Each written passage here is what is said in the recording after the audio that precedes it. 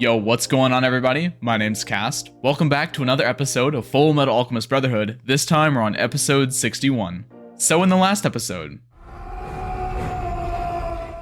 Yeah.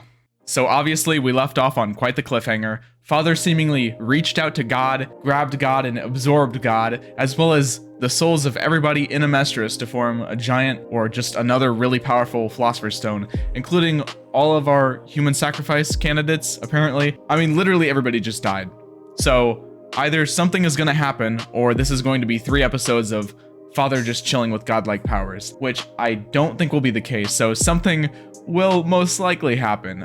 If I had to guess right now, I think I mentioned this last time, it probably has something to do with whatever the Ishvalans were doing, setting up the anti-transmutation circle, I can imagine. They were going to different locations to set up something, and considering that is something that hasn't really been brought back into yet about the whole anti-transmutation circle, they were seemingly making a pretty big point of that, so I can only assume that somehow that's going to activate and undo everything, because I know that Winry and all of Amestris and the humans, I know they didn't all just die. Okay, that's not how this is gonna happen. But the real question is, if all the people that just set up the transmutation circle were just sacrificed, then who's gonna activate it? Or I guess it could potentially be something that activates on itself, but I mean, I don't know. I really don't know. That's the only thing I can honestly speculate will happen at the moment. There's not really much more for me to talk about. It was a crazy episode. I wasn't feeling that good last week. I was a little bit under the weather, but I feel better now. At the same time though, what was there really to talk about? It was just a haunting, beautiful scene. Like, as far as presentation goes, I think that was one of my favorite cinematography scenes, like, because it was so completely terrifying and the scale of everything was so huge, with the giant doors opening and the giant homunculus father coming out of the doorway, and it was haunting, but yet it was very beautiful at the same time in a weird, creepy way. I love that sort of stuff, honestly. I just, purely from how it looked, one of my favorite scenes in the entire anime. I really enjoyed it. If you would like to see my reactions to the next episodes right now, they are over on my Patreon. Episode 62 will be available on the Soul tier, and basically everything of Fullmetal Alchemist past that is available on the Ascended tier. Of course, this also includes my other shows that I'm doing, such as Haikyuu, and at this point in the future, whenever this goes up, there's going to be more Patreon content, so be sure to go over and check that out. The episodes are, of course, also extended length over there, meaning that you get more reaction and more discussion to go along with each and every video. And of course, be sure to follow me on my socials, such as my Twitter, my Instagram, and my Twitch. The links, of course, are in the description. Now that we're coming up to the end of the series, I've had a lot of different emotions every time I start a new episode, from sadness and happiness and excitement and nervousness. I think right now is definitely a heightened peak of that, because not only do I not know how this episode is going to start at all, yeah, it's definitely a very bittersweet feeling knowing that I only have like 3 or 4 episodes left at this point, but I'm ready to get into it, so I hope you guys are as well. Let's check out episode 61. The sun is male, representing masculinity. Oh, okay. We're gonna get a refresh on what these means.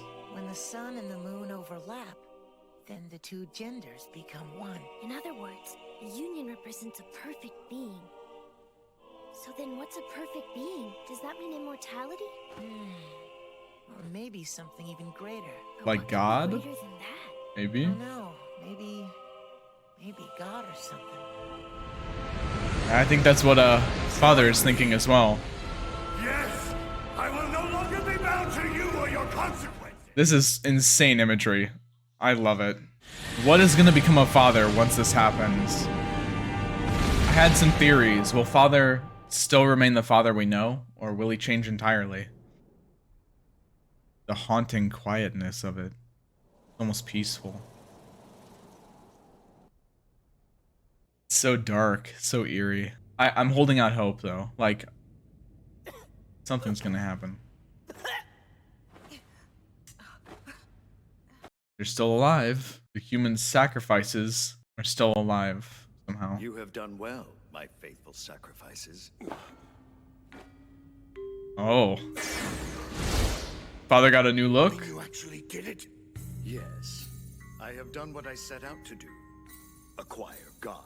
Acquire God! Acquire a few more pounds too. You're looking awfully skinny. It can't be. Mei Chang's still alive too. Everyone was turned into a philosopher's stone? I guess it's because they're at the center, right? Sacrificed for this. Amestris is a large country, at least 50 million people. That's insane. I don't remember exactly how many were in Xerxes, like 1,000,000, right? He who would swallow God, episode 61. Did you just disable it? Yeah. Your alchemy will do you no good. Farewell, gentlemen. Is he just gonna kill him now? Now that he needs him anymore? The power of God is now in my control. With that, I can do anything. For instance, I can create a sun right in the palm of my hand. God is represented partially by the sun and the moon combining. Shall I turn its flame loose in here? What do you think? He sounds like the same father we've always known, though. Your plan for binding God to this world was a flawed one. We plotted against you since the moment you set it in motion. Oh? Over the Is many long years, Hohenheim gonna be the one to do it? Calculation after calculation. I have arranged my own Philosopher's Stones, the friends who long resided within me, Right. in preparation for this very day. Right, yeah, that's true. He implanted souls within different locations for this. Yes, we know what we must do. Let us return their souls back to their bodies. It is what Hohenheim asks of us. Wow, all these nameless people committing to this that we've never even met. It's one of enormous power, and it can be self-activated.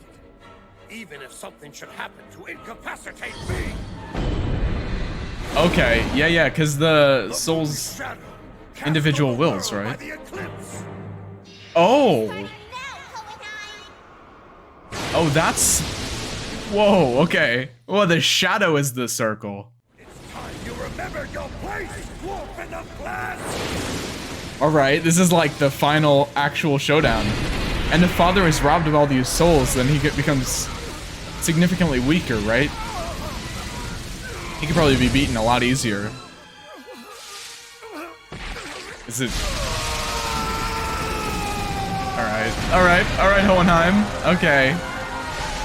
Oh, wow. It looks like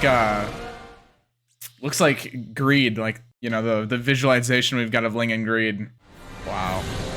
Look at all those souls, man. This animation is just so cool. Everyone's returning to their bodies, I hope. Hopefully none of them remember what just happened, otherwise might have a little bit of trauma going around in the Mistress after this. Hopefully everyone's souls go into the right bodies as well.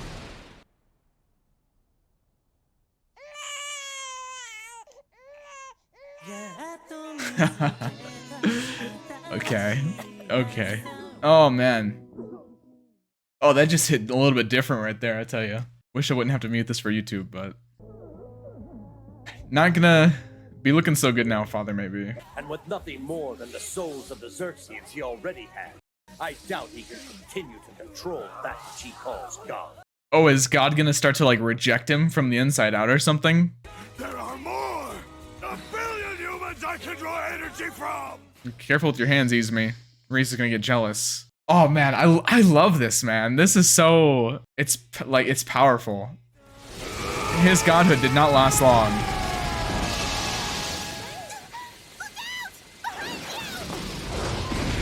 I'm almost speechless. Like, I don't... Okay, Hohenheim can still use his. I don't have what it takes to fight his energy! Because he would have to use a lot of his own stone power. Yeah, his... Get behind your father. You got this. I can only do so much, boys. I'm just a decrepit old man, but I'll give it everything these old bones can do! I love Hohenheim. He's so cool. And then there's this whole fight still going on. I thought the science of alchemy was a horror to the eyes of his father, the one you believe to be the creator of all things. Yeah. Kind of reminds me of Kimblee, his taunting during the fighting. I have a... This animation is so cool. I feel like Scar's gonna have some cool final words here. Not death words, but like a good answer. He's gonna have a good answer. This is wild.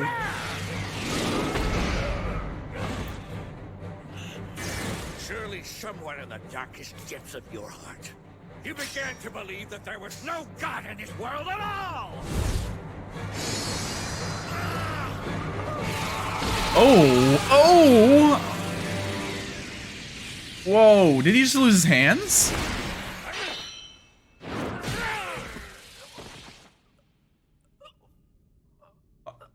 Uh-oh. Wait, no, you better not kill that was sick. Why is Bradley so awesome? But like, Jesus, man. Yeah, Bradley's gotta be done now, right? For the 20th time I've said that. That was insane.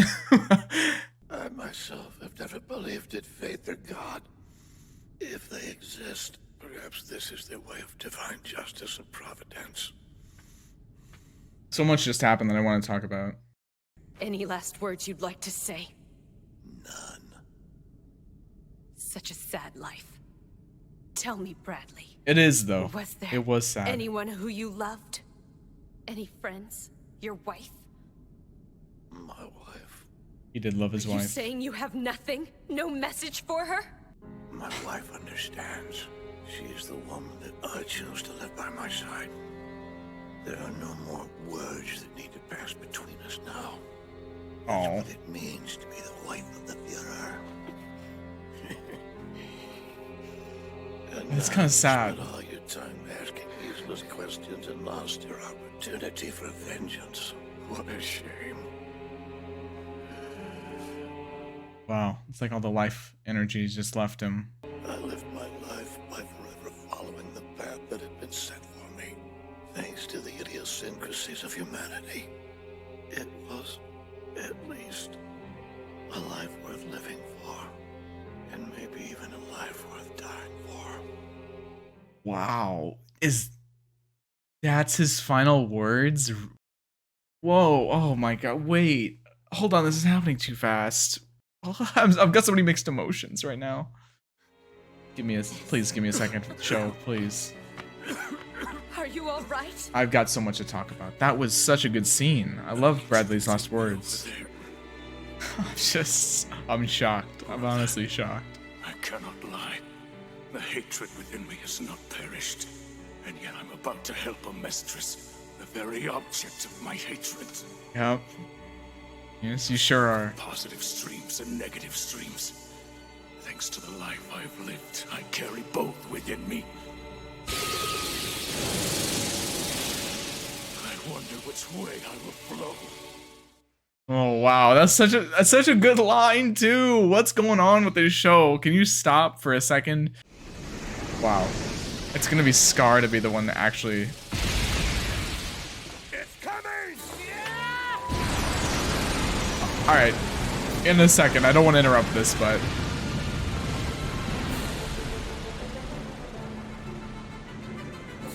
Okay, I have to talk about it now. Now look, I know that wasn't the best time to pause, but so much just happened, and there's like 30 different things I want to say right now that we're gonna have to just get back to that, because it seems like something entirely else is about to start happening, and I have to get all this off my chest now. At this point, and at the surprise to pretty much nobody, I'm pretty confident in saying that Bradley was definitely my favorite of the homunculi. What a interesting and almost, again, with the whole homunculi death, poetic death he had, but in a bit of a different way than the other ones. You had people like, you know, I've been over this a million times, but, you know, gluttony, dying by being eaten and all of that, and everyone sort of was a victim of their own sin. But interestingly enough, Bradley's death, instead of being full of anger or something like that, he died in a pretty peaceful way, which is very beautiful. I love how they really brought back the whole Miss Bradley thing. Those were actually genuinely sweet and wholesome words. I talked a lot about last episode about how obviously in this final fight, Bradley was able to almost truly be himself with nothing held back.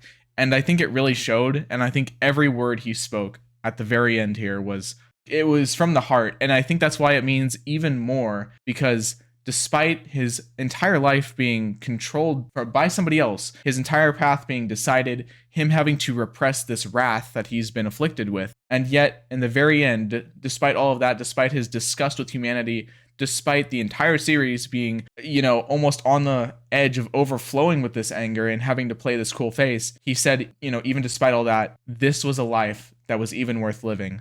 And the fact that his blade, like the moment that he sort of lost the killing blow, I'm not going to brush past this because it seems pretty significant.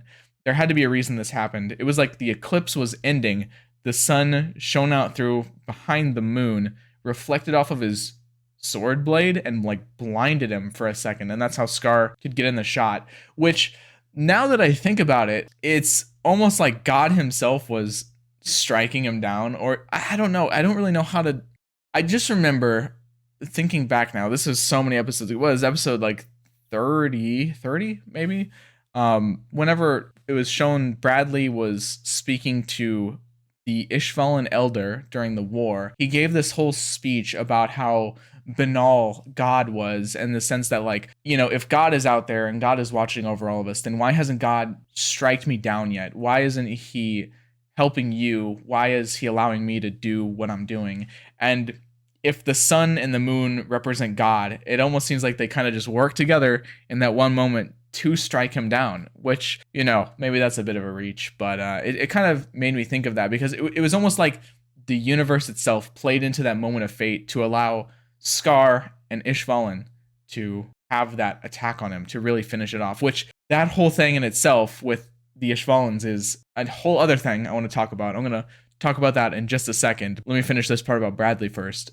I guess another way I'm interpreting that whole blinding sequence, other than the idea that it could have been God that blinded him, was the fact that since Bradley was really letting all of his rage, all of his wrath show in this fight, that it could be a different way to look at it, to say that it was Bradley's wrath actually showing. His wrath is what blinded him in that moment, because, you know, he was showing it so much. And another thing that gives a little bit more credence to that was the fact that through the human sacrifice thing, Roy lost his vision. Roy literally went blind, whereas Bradley was just blinded for this one moment. You know, and there's been tons and tons and tons of ties in to both Wrath being Bradley and Roy, who would end up becoming the next Führer. Maybe, again, a little bit of a reach, but there's a blindness happening in both of those cases. So there is always that potential that that is an intentional connection. And knowing this show and knowing how deep it goes, I wouldn't be surprised at all if there was layered meaning in that there as well. I mean, I think they could both be true. And ultimately, it is a matter of perspective and how you want to interpret things. Sometimes I watch these shows, or I talk about things in certain scenes and what I think they mean. There is not necessarily, and I want to make this very clear, this is my personal opinion, but I think that there's no ultimate meaning. The meaning is just sort of what you derive from it. Sometimes the author will intend to draw a specific meaning, and sometimes you'll draw things out of things that aren't actually things. But I think it's all the same if you can make that connection. And I think there is definitely a few ways to interpret that, but there was definitely something almost divine, or there was definitely something meant by that whole blinding scene. I guess I'm just not quite sure which it was, but it was really, really nice that they included that, I think. Now, I know that was a lot already, but I cannot go forward without talking a little bit about Scar and about the Ishvalan's involvement in the Promised Day in general. Their involvement in the entire story in general, but particularly on the Promised Day, and how they were incorporated into the entirety of Hohenheim's plan and what it meant. I don't even know if I could accredit it to Hohenheim. Just Scar's brother, actually, I think would be the one that was sort of responsible for this whole anti-transmutation circle. He was the one that discovered that, was he not? It really all just comes down to the fact that the Ishvalans, the ones who were mistreated so badly, who were exterminated and genocided by the country of Amestris, ended up being the ones who selflessly moved to save every life in Amestris at the end of the day. Scar's brother, who was the one that sort of found all of the original research, if memory serves correctly, who was killed by the actions of Amestris, his research saved everybody. And Scar himself, who finally accepted his brother entirely, was the one who initiated the anti-transmutation circle as well. It really was just the bow tie, an even bigger bow tie on Scar's entire character arc, his entire character journey, that he would accept his brother in its entirety, both sides of his brother, his research, his construction, his deconstruction, everything. It was the bow tie on the entire Ishvalan's involvement in the story in itself. The fact that they were so mistreated so badly and still came around to forgive and to save all of those people. It's beautiful. It really is beautiful. And it's a story of love. And that's what kind of makes it so touching. The fact that they didn't If anybody was to forsake Amestris, they have every right to, but they didn't because they understand, I think. I don't know. It was a story of love. It was a story of brothers who did exactly whatever they thought was right up until the end, even if that idea of what was right drastically changed along the way, much like our main two brothers. They followed themselves up until the end, and they made the right choice no matter what it cost. And I don't know. I think Scar probably has my personal favorite character journey of the entire anime. I just love Scar. I love his character. I love his journey. I love everything that he thought, everything that he said, everything that he symbolized through his good and his bad. He's just a fantastic character. I don't know. I'm just so happy that he is having one of the most just thorough conclusions to pretty much everything. I really couldn't ask for more. What are they gonna do now? I'm really excited to see what the results of this anti-circle will do.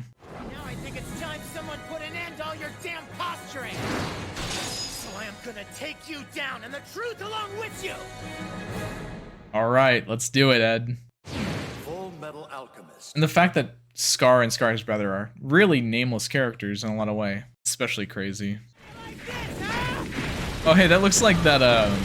What was his name? Basgrand, his iron alchemy or whatever. Is that really true? You made a circle that returned everyone's souls? That's right, and it worked perfectly. After that, Scar created a reverse circle. It will correct the corrupted alchemy of this country. I see. It was Scar's brother. Through tireless research, he discovered a secret long kept. The existence of the nationwide transmutation circle. Using that as a base, he applied his knowledge of alchemy and developed what is known as a reverse transmutation circle. What an MVP. I mean, seriously. Thus enabling the alchemists here to once again harness tectonic energy to its fullest extent. I see. Okay, that's how it ties in. Makes sense, I guess. Even if he has that, though, Father's still really powerful. It's an endurance contest. But we have to keep on trying. It's gonna take a lot, though, even still. Especially with his complete understanding and mastery of alchemy as we know it. Father looks pretty cool in this form, gotta say. Hold it! Don't move! We've got you! Stop. Just stop.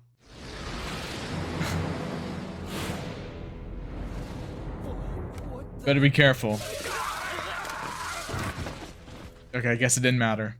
And he's finally out, too. He's no longer restricted. Let's move you. Someplace safe. I'm sorry. Poor Roy. I didn't expect to be so useless. Brother! You were not. You were very far from useless.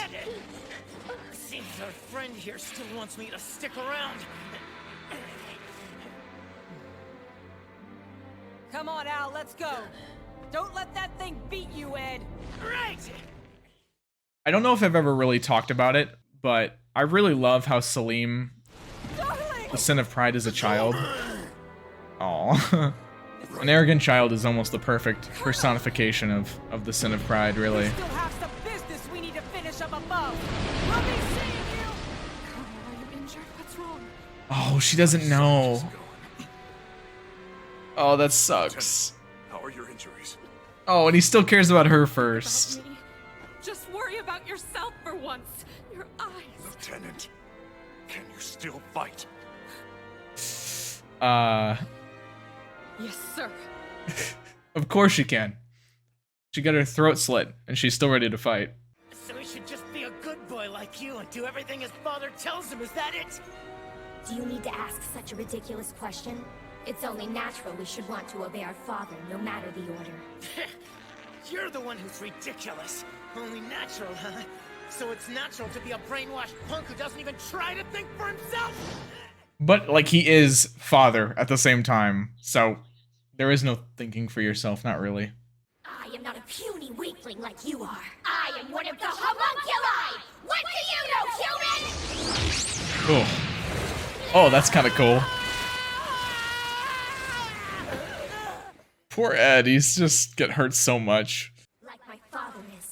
You are of Hohenheim's bloodline, so we're virtually brothers. Which means, Edward Elric, I can use your container. Your body belongs to me. What? You can't have it, Pride. I won't let you take this body. It's not a good fit for a homunculus. Kimblee! There's What? no way. How could you maintain your individuality among this tempest of souls? It's just not possible! What's... A tempest? Oh, stop. You're going to make me laugh.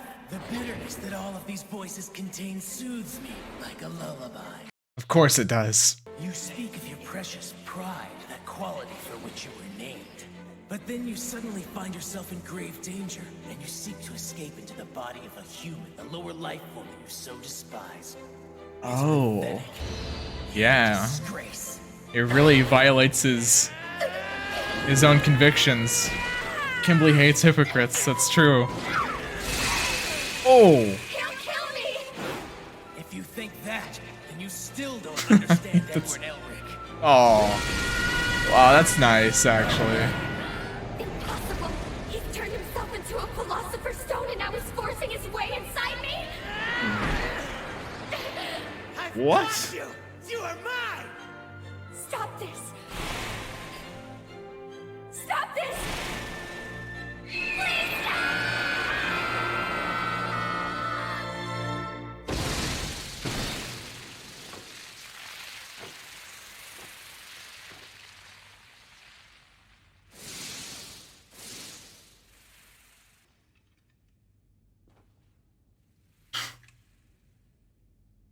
So this is your real body.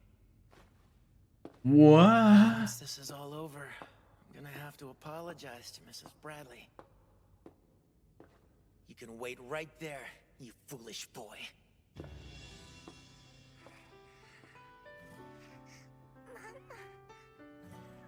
I don't know if you could just leave it out like that.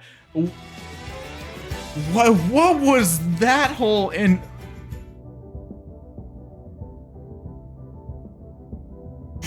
Not just what?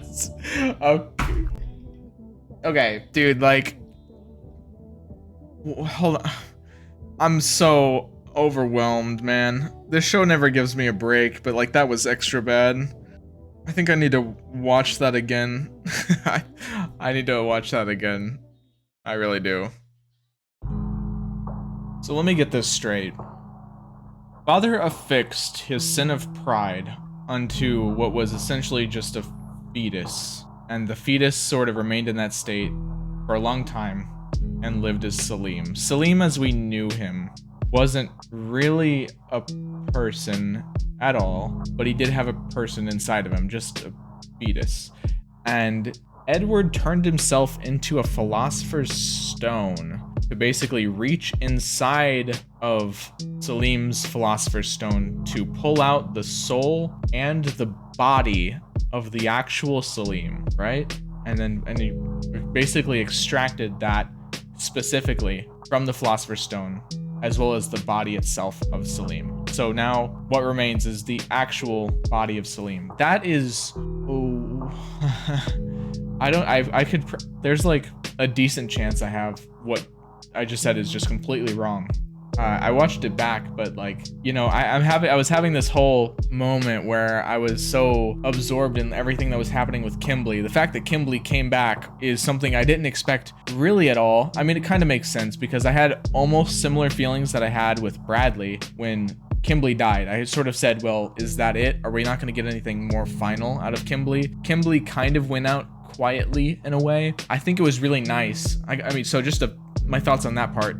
It was really nice that Kimblee came back. It's no secret that my feelings on Kimblee have been a bit mixed, maybe not quite as positive as some people. I know some people really like Kimblee as a character. I was never too sure how to feel about him personally. I'd gone back and forth, and now that this happened, I don't know if those mixed feelings I had just got even more mixed or got more clear, but I can tell you, I do know that I really liked that final scene. I like that he was, because one of my main criticisms personally, and I know people will disagree with this, and I'll talk about this more later, you know, probably in the wrap-up character tier list video, but I always said that Kimblee's convictions seemed a little bit wishy-washy to me at times. And I know that's going to be a point of contention for a lot of people, but just speaking honestly, sometimes I felt like he had these convictions, and sometimes I felt like these convictions were just a mask for something else, something a little more simple. But I think this definitely showed the conviction side, and I like that. I like that a lot. I like how he came back with the final line of like,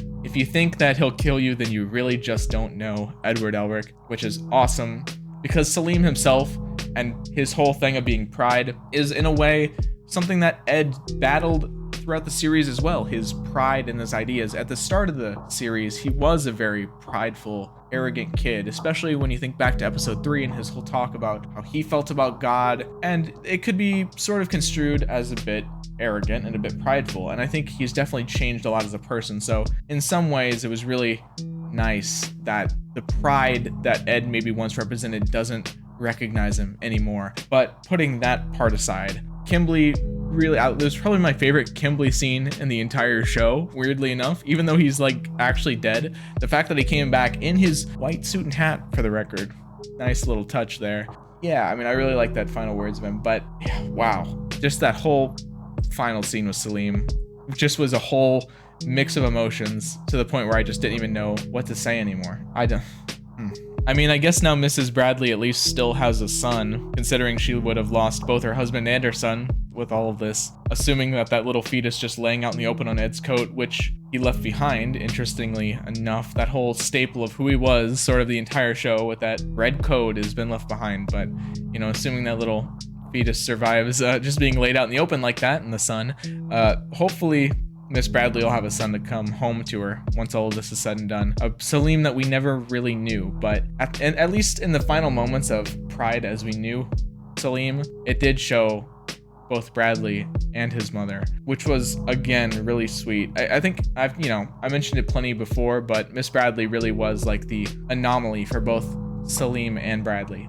She was the thing, the pure part of humanity that, despite how much pride and Wrath both talked about how much they disliked humanity, they definitely both loved Miss Bradley unconditionally. They just loved her, and she had no idea who they were or what they were, but she loved them, and that really broke through. Even to very one singular emotion homunculus, that broke through. The beauty of the humanity broke through all the hatred, all the disdain, and in their final moments, that is what both Bradley and Pride thought about, and that's just beautiful. I think I'm just gonna have to let this episode sink in for a while. So much happened, and so much always happens, but this one especially felt almost different in a way I can't really describe. Never thought I'd feel anything truly like that for Salim. Bradley's death was potentially one of my favorite deaths in the show, because it felt different. It just felt so much different. All of it felt so much different, but in a good way, in a really, really good way. I'll see you guys next time. Take care.